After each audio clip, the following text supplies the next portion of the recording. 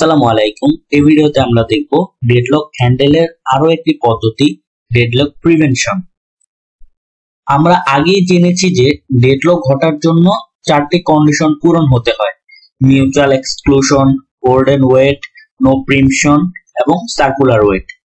Deadlock prevention বলতে বোঝায় এই চারটি শর্তের যে কোনো একটি বা একাধিক শর্ত যাতে পূরণ না হয় সেটি নিশ্চিত করা। অর্থাৎ কম্পিউটারের প্রসেসগুলো এমন ভাবে রিসোর্সকে রিকোয়েস্ট করবে যাতে ডেডলক হওয়ার কোনো আর সুযোগ না থাকে। এখন আমরা একে একে দেখব কিভাবে প্রতিটি শর্ত ব্রেক করে ডেডলক প্রতিরোধ বা প্রিভেনশন করা যায়।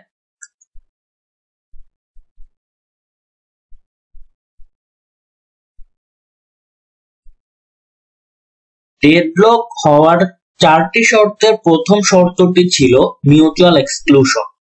এর মানে ছিল যদি একটি রিসোর্সকে কোনো প্রসেস ব্যবহার করে তখন অন্য কোনো প্রসেস সেটিকে আর ব্যবহার করতে পারবে না।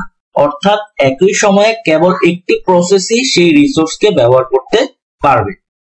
যেমন এই যে প্রসেস 1 রিসোর্স 1 কে ব্যবহার করতেছে, তখন প্রসেস 2 আর এই রিসোর্স 1 কে ব্যবহার করতে পারবে না। এখন প্রশ্ন হচ্ছে, এই শর্তটিকে ব্রেক করা সম্ভব? মানে আমরা কি শেয়ারেবল কি করতে পারি কিনা কোনো রিসোর্সকে? উত্তর হলো না, কারণ কিছু রিসোর্স আছে যা ন্যাচারালি আনশেয়ারেবল। যেমন ধরুন দুটি প্রসেস একই সময়ে একটি প্রিন্টারকে প্রিন্ট কমান্ড দিল, সেই ক্ষেত্রে একটি প্রসেসের কিছু পৃষ্ঠা তারপর অন্য প্রসেসের কিছু পৃষ্ঠা এভাবে এলোমেলো ভাবে প্রিন্ট হতে পারে। ফলে পুরো ডকুমেন্টের পৃষ্ঠাগুলো কি হবে, এলোমেলো ভাবে আমরা পাবো এবং কোনটি কোন প্রসেসরের তা আমাদের জন্য বোঝা কঠিন হবে। তাই এই সমস্যা এড়াতে এক সময় শুধু একটি প্রসেসকেই প্রিন্টার ব্যবহার করতে দেওয়া হয়, যেটার মানেই হচ্ছে মিউচুয়াল এক্সক্লুশন। তাই এই শর্ত দিয়ে ডেডলক প্রিভেনশন করা প্রায় অসম্ভব। ডেডলকের পরবর্তী শর্তটি ছিল hold and wait. Hold and wait হলো এমন একটি অবস্থা যেখানে একটি প্রসেস একটি রিসোর্সকে ধরে রাখে এবং আরো একটি রিসোর্সের জন্য অপেক্ষা করে, যেটা আবার অন্য কোনো প্রসেস ধরে রেখেছে। যেমন এই চিত্রতে দেখতে পাচ্ছি প্রসেস 1 রিসোর্স 1 কে ধরে রেখেছে এবং রিসোর্স 2 এর জন্য অপেক্ষা করছে, যা আবার প্রসেস 2 ধরে রেখেছে। এখন প্রশ্ন হলো, এই হোল্ড এন্ড ওয়েট শর্তটিকে কিভাবে আমরা ব্রেক করতে পারি? এটি ভাঙার মূলত দুটি উপায় রয়েছে। প্রথম উপায়টি হলো ইলিমিনেট ওয়েট। এই পদ্ধতিতে প্রসেস তার প্রয়োজনীয় সব রিসোর্সকে শুরুতেই রিকোয়েস্ট করবে।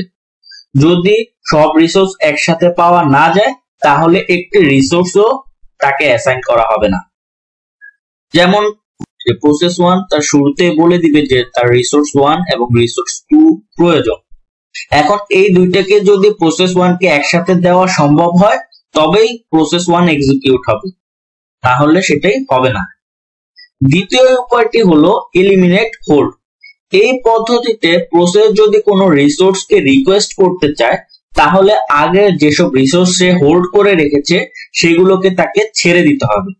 যেমন প্রসেস 1 রিসোর্স 1 কে এবং রিসোর্স 2 কে আগে থেকে হোল্ড করে রেখেছিল, এখন সে রিসোর্স 3 কে পেতে চায়। তাহলে এই রিসোর্স 3 কে পেতে হলে সে কি করবে? সে রিসোর্স 1 এবং রিসোর্স 2 কে ছেড়ে দিতে হবে। এইভাবে হোল্ড এন্ড ওয়েট শর্তকে ভেঙে দিলে ডেডলক হওয়ার সম্ভাবনা কমে যায়। তবে এতে পারফরম্যান্স কমে যেতে পারে, যেহেতু তাকে বারবার রিকোয়েস্ট করতে হচ্ছে। ডেডলকের পরে শর্তটি ছিল নো প্রিমশন। নো প্রিমশন ছিল একটি প্রসেস যদি কোনো রিসোর্সকে ধরে রাখে তবে তার থেকে সেই রিসোর্সটিকে সরিয়ে অন্য কোনো প্রসেসকে সেটি দেয়া যাবে না। আর এই শর্তটি যদি ব্রেক করা যায় তাহলে ডেডলক সংঘটিত হওয়ার কোনো সম্ভাবনা থাকবে না। এখন আমরা দেখি কিভাবে এই শর্তটিকে ভেঙে দেওয়া যায়। আমরা রিলিজ এন্ড রি রিকোয়েস্টের মাধ্যমে নো প্রিমশন শর্তটি ব্রেক করতে পারি। পদ্ধতিটি হলো, যদি কোনো প্রসেস কিছু রিসোর্স ধরে রাখে এবং আরো কিছু রিসোর্সের জন্য অপেক্ষা করে তাহলে তাকে আগে সব রিসোর্সকে ছেড়ে দিতে হবে এবং নতুন করে সব রিসোর্সকে একসাথে রিকোয়েস্ট করতে হবে। যেমন P1 R1 R2 R3 কে হোল্ড করে রেখেছে এবং নতুন করে R4 কে সে কি করতে চাচ্ছে, রিকোয়েস্ট করতে চাচ্ছে। তাহলে কি করতে হবে, তাহলে তাকে প্রথমে R1 R2 R3 কে রিলিজ করে দিতে হবে এবং R1 R2 R3 R4 কে একসাথে রিকোয়েস্ট করতে হবে। আরেকটি পদ্ধতি হলো ফোর্স প্রিমশন। এটির মানে হচ্ছে যদি প্রসেস 1 কোনো রিসোর্সের জন্য অপেক্ষা করে আর প্রসেস 2 সেই রিসোর্সটিকে ধরে রেখেছে, আবার সেও অন্য কোনো রিসোর্সের জন্য ব্লক হয়ে আছে, তখন P2 এর কাছ থেকে রিসোর্স থেকে কেড়ে নিয়ে P1 কে দেওয়া হয় আর P2 আবার নতুন করে তার প্রয়োজনীয় রিসোর্স গুলোকে রিকোয়েস্ট করবে। যেমন এই যে প্রসেস 1 R1 রিসোর্স কে ধরে রেখেছে এবং R2 কে রিকোয়েস্ট করতে চাচ্ছে, আর P2 সে R2 রিসোর্স কে ধরে রেখেছে এবং R3 এর জন্য অপেক্ষা করে আছে। তার মানে কি P2 ব্লক হয়ে আছে। এখন ফোর্স প্রিমশন মানে হচ্ছে এই P2 থেকে R2 রিসোর্স কে সরিয়ে নিয়ে তা P1 কে অ্যাসাইন করে দিতে হবে এবং P2 পুনরায় সে R2 R3 কে রিকোয়েস্ট করবে। নো প্রিমশন শর্তটিকে ভেঙে দেওয়া। এইভাবে নো প্রিমশন শর্তটিকে ভাঙা যায় যাতে করে ডেডলক না ঘটে। এখন আমরা দেখব ডেডলক প্রতিরোধের চতুর্থ কৌশলটি ছিল সার্কুলার ওয়েট। তাকে কিভাবে ব্রেক করা যায়। সার্কুলার ওয়েট হলো এমন একটি অবস্থা যেখানে একাধিক প্রসেস একে অপরের রিসোর্সের জন্য অপেক্ষা করতে করতে একটি সার্কুলার চেইন তৈরি করে ফেলে। যেমন P1 P2 এর ধরে রাখা R2 রিসোর্সের জন্য অপেক্ষা করছে, P2 একইভাবে P3 এর ধরে রাখা R3 রিসোর্সের জন্য অপেক্ষা করছে, আবার P3 P1 এর ধরে রাখা R1 রিসোর্সের জন্য অপেক্ষা করছে। এইভাবে একটা সার্কেল তৈরি হলো।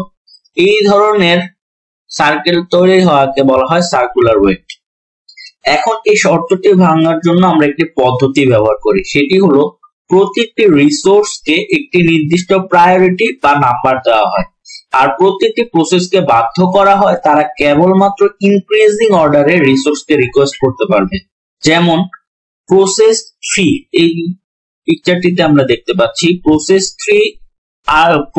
3 তে R3 রিসোর্স অ্যাসাইন করা আছে এবং সে R1 রিসোর্সকে কি করছে, রিকোয়েস্ট করছে বা ওয়েট করছে। এই ক্ষেত্রে এটা করা যাবে না, কারণ R3 থেকে R1 রিসোর্সের প্রায়োরিটি কম বা এটি ডিক্রিজিং অর্ডারে যাচ্ছে। কিন্তু আমার শর্ত বলে দিয়েছিলাম আমরা কি শুধুমাত্র প্রসেস ইনক্রিজিং অর্ডারে রিসোর্স রিকোয়েস্ট করতে পারবে, আর এই নিয়মের মাধ্যমে সার্কুলার ওয়েট একদম বন্ধ হয়ে যায় এবং ডেডলক প্রিভেনশন করা সম্ভব হয়।